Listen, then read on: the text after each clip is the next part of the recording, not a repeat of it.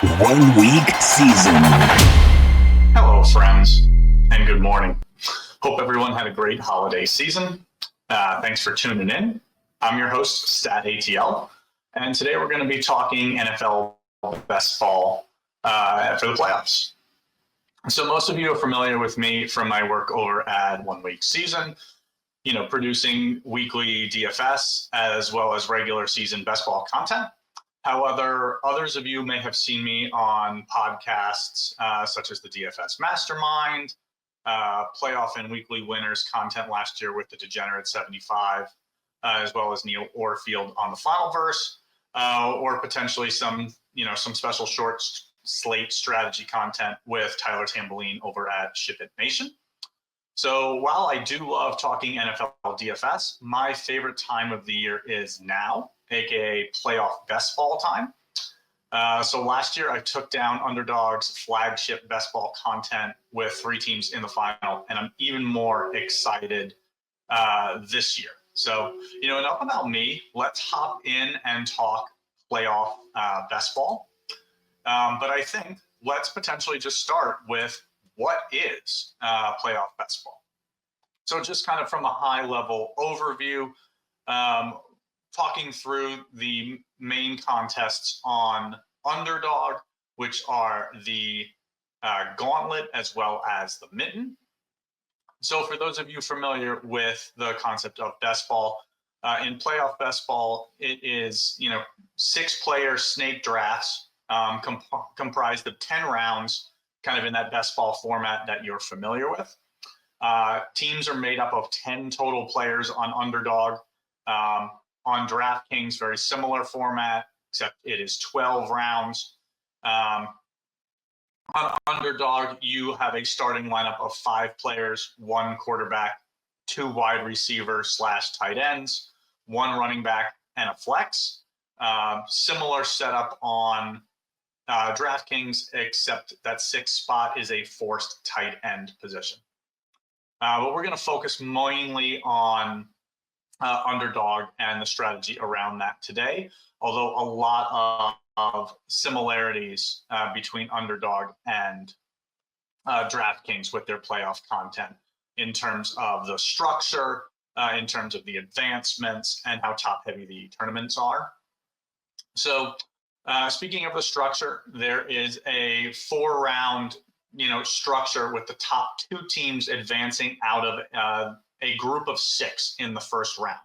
So the first round, you go against the 5 other teams that you drafted with.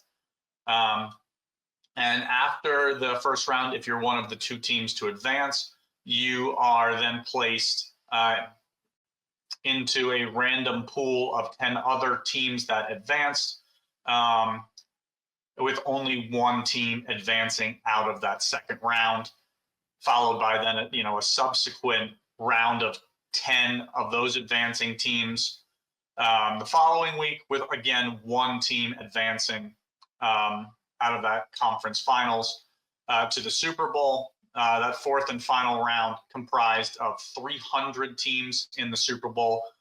In the Gauntlet, it has, as you're seeing, a 200,000 prize up top.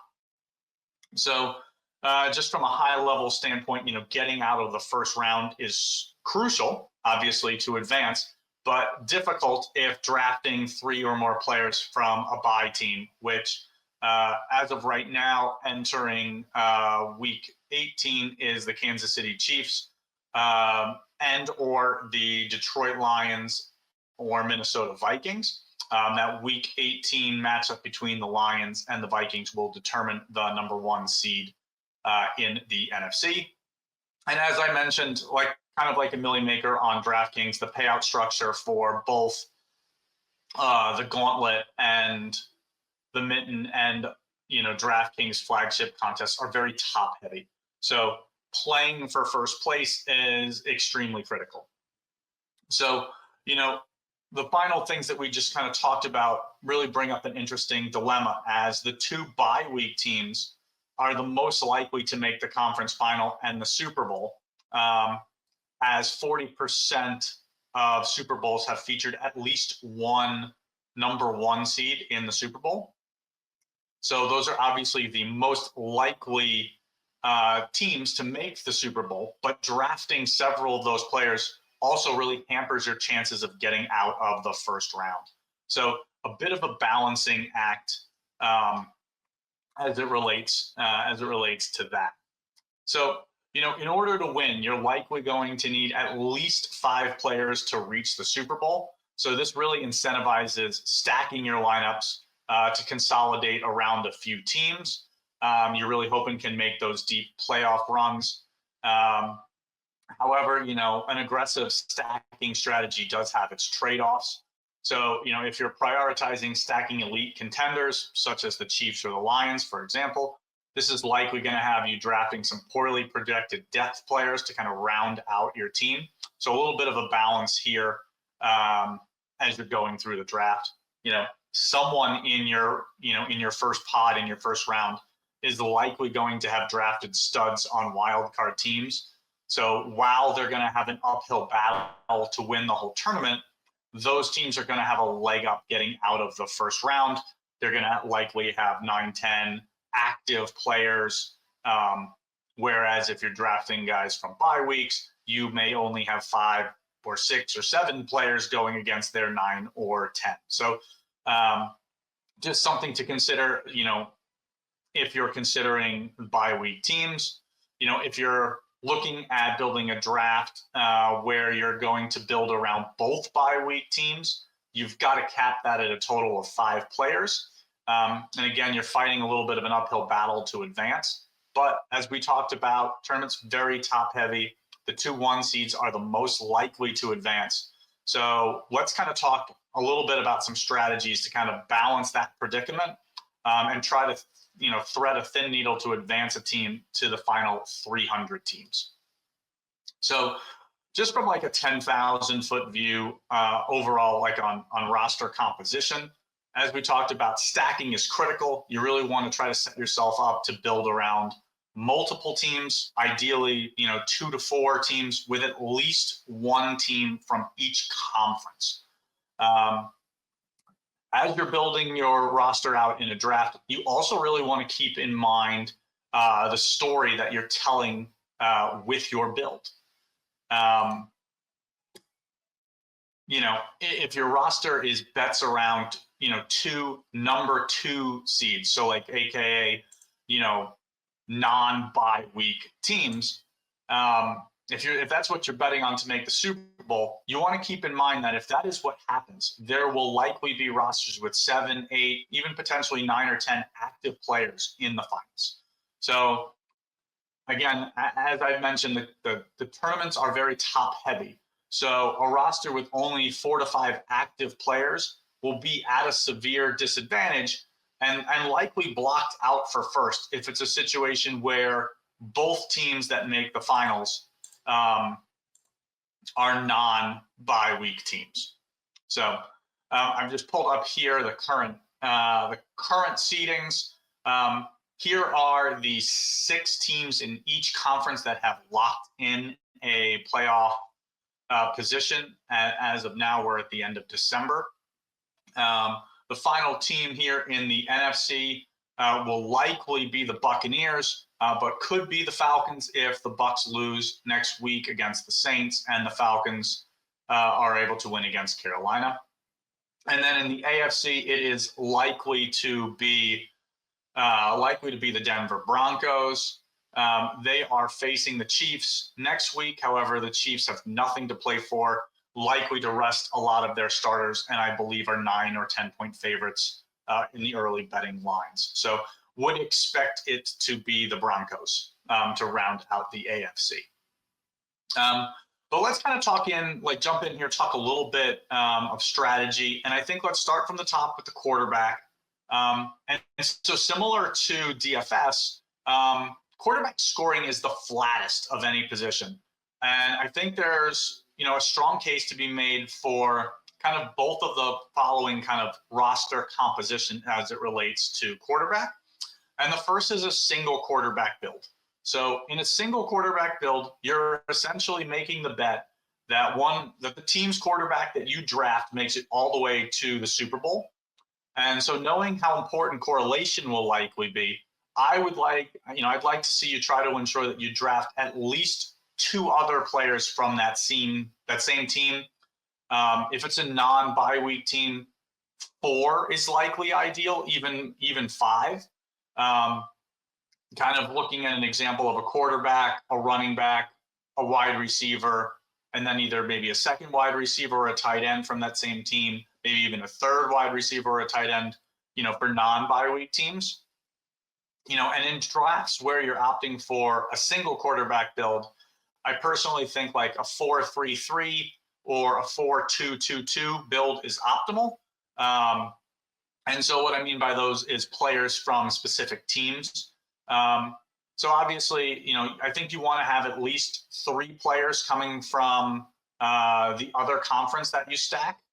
We'll talk a little bit more about that later. You could get away with 2, like if you did a 4-2-2 build, and where you have 6 players in the final. I like that more when one of the teams is a bye week team. Personally, I think that the single quarterback builds offer the most upside because you're going to get more options at the other positions. However, this strategy is only plausible if you don't draft a quarterback with a first round bye. So I think your quarterback, kind of your next viable strategy, is what I'll call the double quarterback build. So this is a less risky strategy to employ, as kind of all your eggs aren't in one basket. If drafting a quarterback from one of the bye week teams, which again right now is Kansas City and either Detroit or Minnesota, a second quarterback is essential. So in a double quarterback build where both teams are not bye week teams, ideally you're going to end with one of the following constructions: maybe a 3-3-2-2, a 4-3-3, a 4-4-2, or an uber aggressive 5-5 composition. You could always, again, you don't have to stick strictly to these rules. A 5-3-1-1 or a 5-4-1 with a one-off of a player in a really good potential matchup in the first round to try to help you advance out of the first round is also a viable strategy. So I think in a build with 2 bye week teams, my preferred build actually is a 3-2 and then either 2-1-1-1 or 3-2 and then 5 uncorrelated pieces. Obviously the 3-2 is includes the quarterback and 2 other players from each team, one team from each conference. And then probably in an ideal world, you've got a quarterback skinny stack from a third team followed along with 3 remaining one-offs. Try to increase your chances of that first round advancement if you're building for 2 bye week teams. And the reason for that is, in the first round, if you're building around 2 bye week teams, that roster is essentially playing shorthanded with only 5 active players, because 5 of your 10 players are on bye, not playing week 1. So it's essentially a really thin needle you're trying to thread. You're essentially trying to hit on 5 players that score enough points to be one of the top 2 out of the 6 that advance out of your first round pod. So it's doable. I just kind of think the final thing to keep in mind, as we talked about earlier, especially if doing double bye week teams, is to ensure that you cover all the required positions for your 5 non-bye players. So obviously you've got to draft a second quarterback. Make sure you take at least 1 running back. And then, I have seen people draft 3 or more quarterbacks. In my opinion, a triple quarterback build is not a composition you want to consider. Really limits your exposure to the other required positions. And again, as we talked about, quarterback scoring is the flattest of any position out there. So generally, I would cap your exposure to quarterback to 2. So, each year, ADP and the relative seedings of offense kind of presents us with a different puzzle. So last year, taking pass catchers early was really sharp, as many of the elite quarterbacks were falling into the 3rd and 4th round. However, this year it's a different puzzle, and as of this stream, this podcast, which again, end of December in 2024, this year's shaping up to be quite different, as the 5 premier quarterback options, which right now are Allen, Lamar, Mahomes, Jared Goff, and Hurts.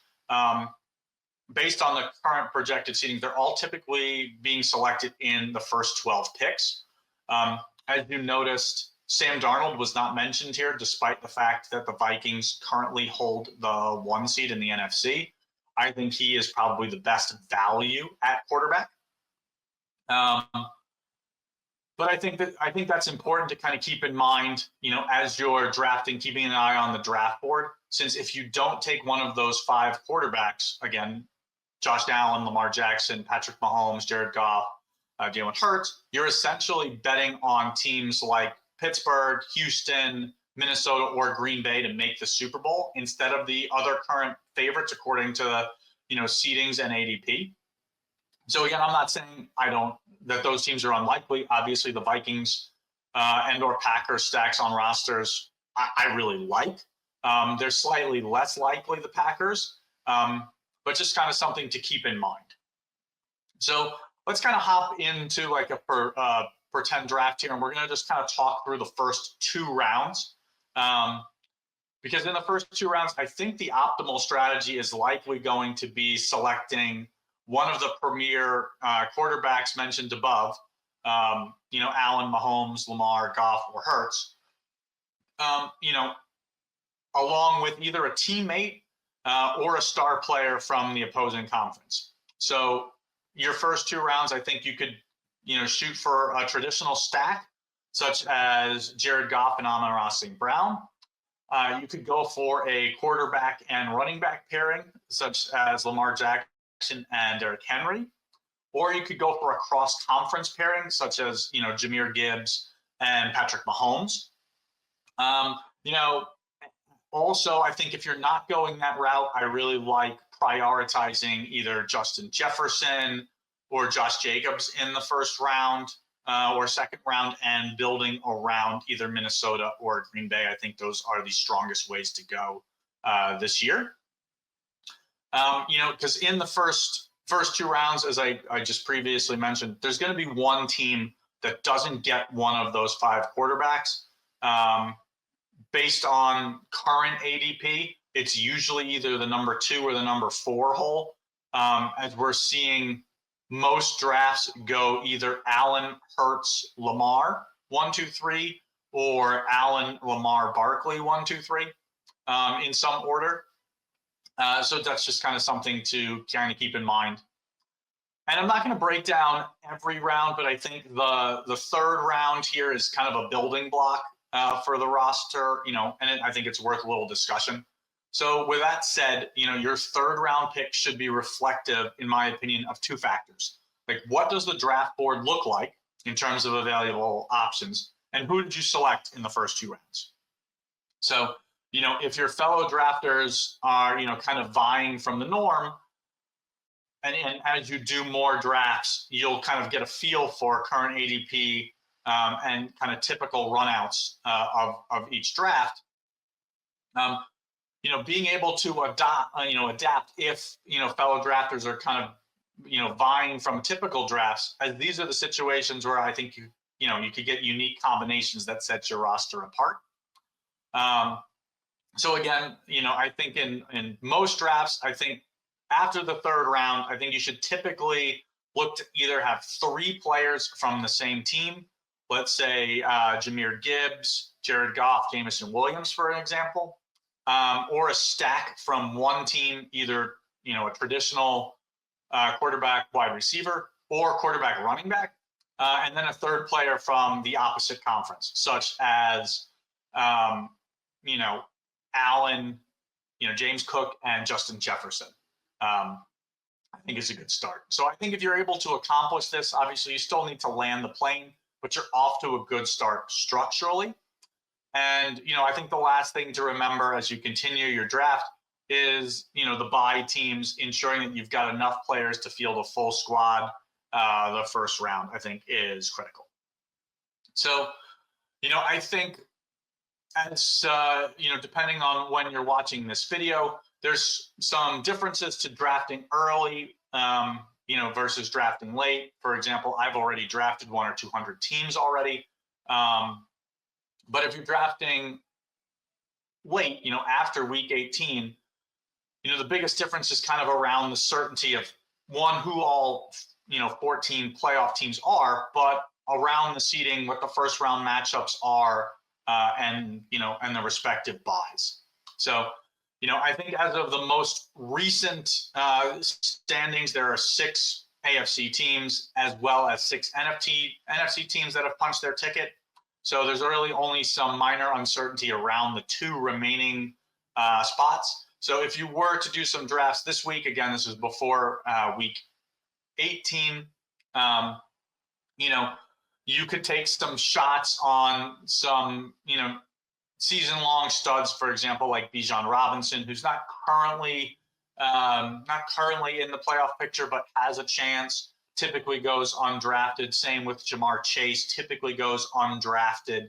Tyreek Hill typically goes undrafted. If you wanted to take a shot on one of those guys in the 10th round, I don't mind it. It's certainly a risk. That's not the likeliest outcome. But again, these players are not being drafted in a majority of drafts. And if the Falcons, or Bengals, for example, found a way into the playoffs, a guy like Jamar Chase would not go in the 10th round. So a little bit of risk reward there, offering some great upside if they make the playoffs, although that possibility is looking more and more slim. So I don't know that I would draft anyone outside of, in the AFC, we've got the Chiefs, the Bills, the Ravens, the Texans, the Steelers, the Chargers. I don't know that I would draft anyone outside of the Broncos and maybe a 10th round dart of a Dolphin or a Bengals player. And in the NFC, again, the same situation. Lions, Eagles, Vikings, Packers, Commanders, Rams, and Bucks, with the only shot on potential players being the Falcons with like Bijan Robinson. But personally, I think that those are a little too risky.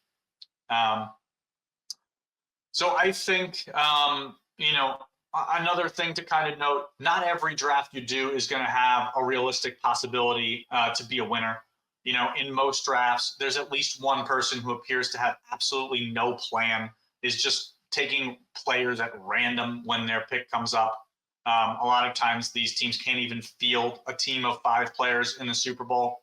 So, if your team gets sniped and, not building a clean run out for yourself, I would say either look for ways to kind of pivot, or simply use your remaining picks to give yourself the highest chance of advancing out of round 1, which is the 2 out of 6 teams, to kind of improve your min cash percentage.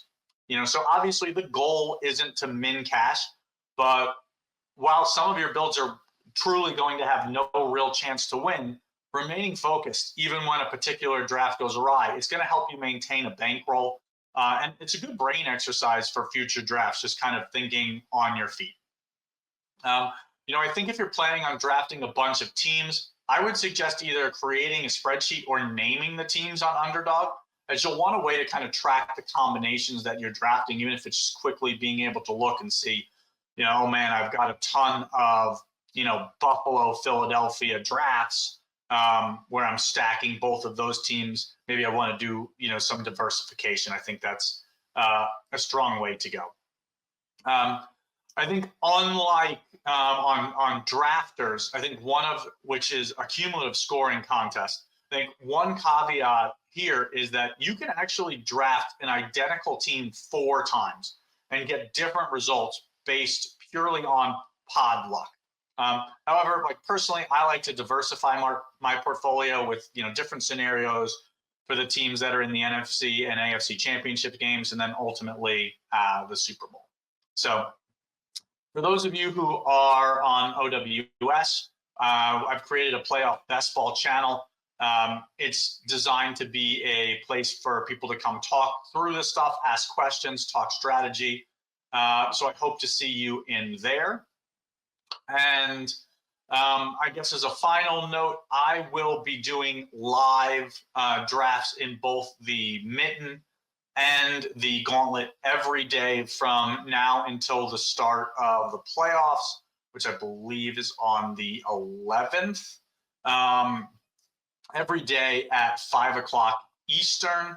So I hope that you will plan to join us.